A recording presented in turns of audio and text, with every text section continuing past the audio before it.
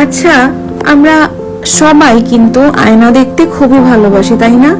কারণ যখন আমরা সাজি তখন আমাদের কেমন লাগছে তা আমরা দেখতে পাই, এবং সাজটা যদি বাজে হয় সেটাও আমরা সংশোধন করে নিতে পারি। মুখের কোথাও খুঁত থাকলে সেটাও আমরা কিন্তু দেখতে পেয়ে যাই এবং পরে আমরা ঠিক করে নিই।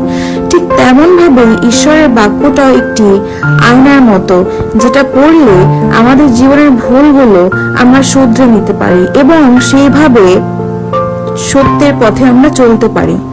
জীবনের ভুলগুলো ঈশ্বরের বাক্য আয়না স্বরূপ হয়ে দেখিয়ে দেয় কোনটা উচিত এবং কোনটা অনুচিত, কারণ ঈশ্বরের বাক্য সত্য এবং জীবন্ত।